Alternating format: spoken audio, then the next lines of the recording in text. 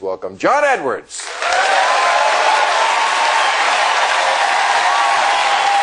Hey, nice to see you. Good for Hollywood. Not so bad.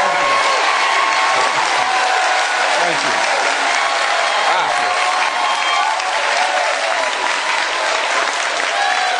Well, that must make you feel good. I'm sure middle of a very busy day you have out here. Can we move them all to Iowa, New Hampshire? Yeah, I was gonna say, now how long have you been at this? When did you declare? About 37 years ago. It must seem like that, right? It must seem like you're on the longest business trip of your life. It's been a while. And how is it living in Iowa? It's fine. I like the people in Iowa. Oh, I know. And New Hampshire. I'm not just living in Iowa. Right. And where do you stay? I mean, you don't impose on people and live in their houses, do you? Sometimes. You do? Sometimes, yeah. Wow. Yeah. And you live in hotels? Hotels, whatever hotels nearby.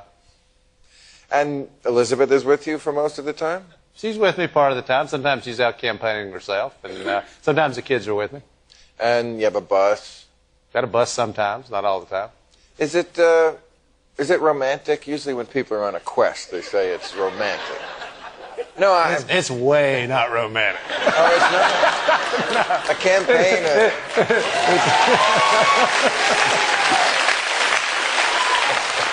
Except, of course, what Elizabeth's saying. Yeah. And it must drive, I mean, you must go nuts saying the same thing over and over a million times. I don't say the same thing over and over. Yes, you do. Come on. You get asked the same questions, you have to. I mean, that's part of the gig, right? Some of it's the same. Yeah. I mean, I used to hate it when I had to do 2 shows a night and tell the same jokes. Yeah, try doing 6 town halls or 8 town halls a day, yeah. Okay. Well, let's get to some substantive things because, I've been asked on other shows who I support for president, and I always dodge it, which I think is fair for all the guests who come on this show.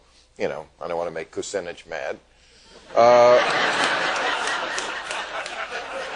But when Jay Leno or Larry King have asked me, who I support, I dodge it, and I say, but I think, it's just as an analyst, this guy would be a sure winner. Because, no. Just as an analyst.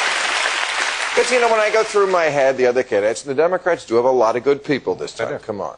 But when I think, Hillary Clinton, what could go wrong? Well, yeah, things could go wrong. But when I said this to Bill O'Reilly, he just went nuts. I want to show you the clip of Bill O'Reilly when we had the same conversation.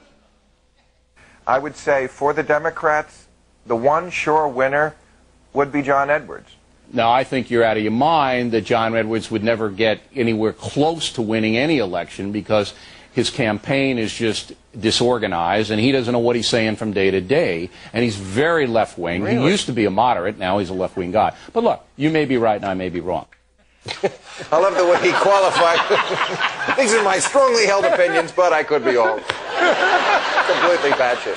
But that's the best endorsement a Democrat could get, is have Bill O'Reilly be against you. Why does he think you're so left-wing? I have no idea. Maybe he thinks I'm actually saying something.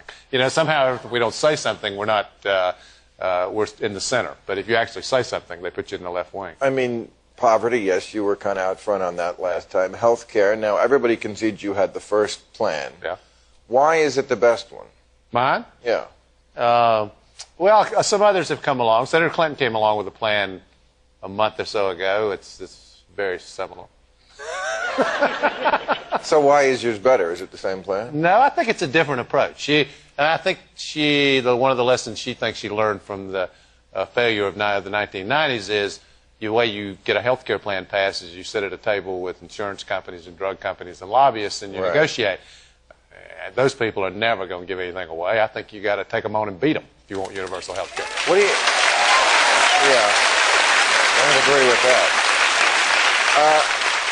What do you make of her vote on the Iranian situation, that whole brouhaha about calling them a terrorist force? It's very troublesome. I mean, you got Bush and Cheney rattling their saber about Iran. Sounds very similar to what we heard on Iraq.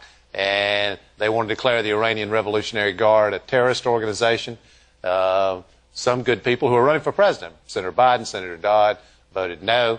Senator Clinton voted yes. I strongly disagree with it. I think we can't give this president an inch when it comes to something like war. And it just also, I worry.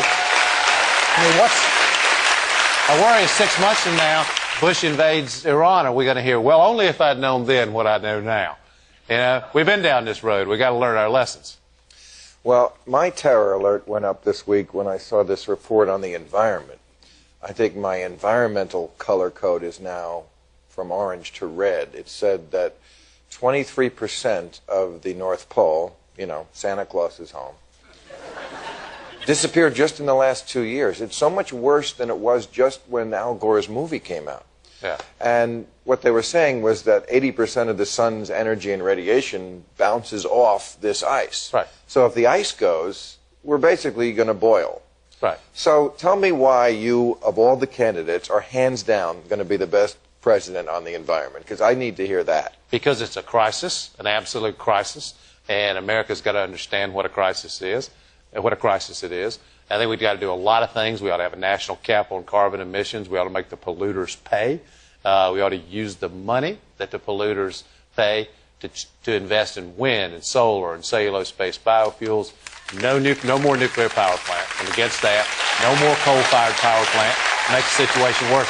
And here's the most radical idea. How about if we actually have a president who, instead of promising everything, says to America, we're going to solve these problems, you're going to have to be willing to sacrifice. And sacrifice does not mean going shopping or staying at home and watching television. It means... Gas tax? Yeah, it means... That may be necessary. It means being patriotic about something other than war. That's what it means.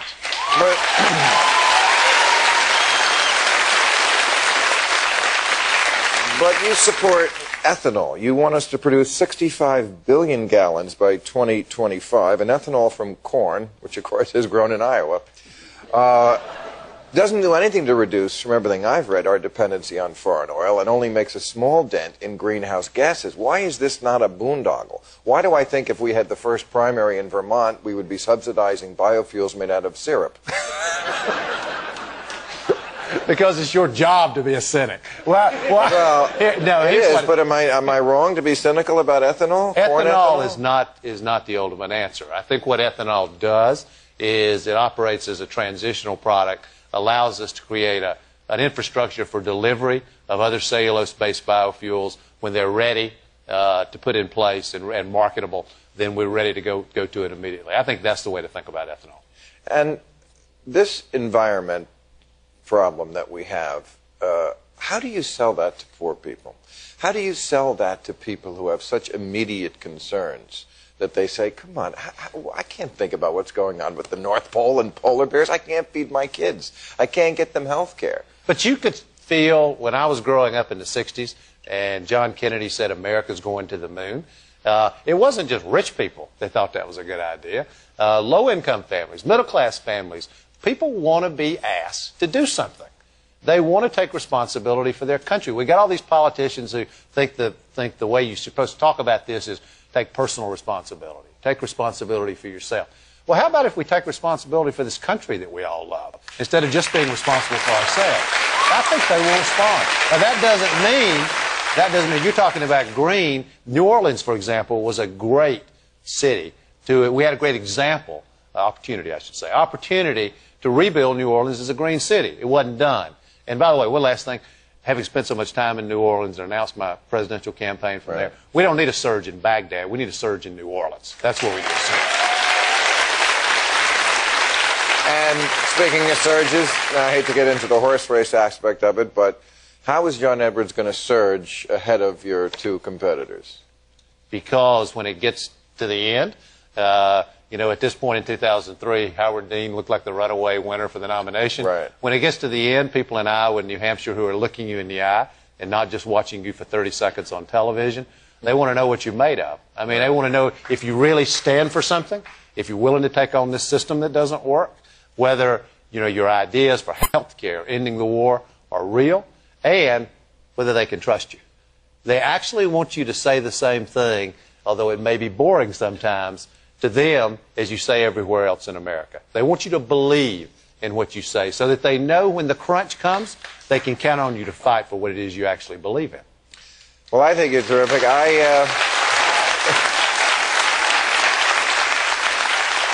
I would give you money if I thought it wouldn't come back to hurt you. You take my money? Money.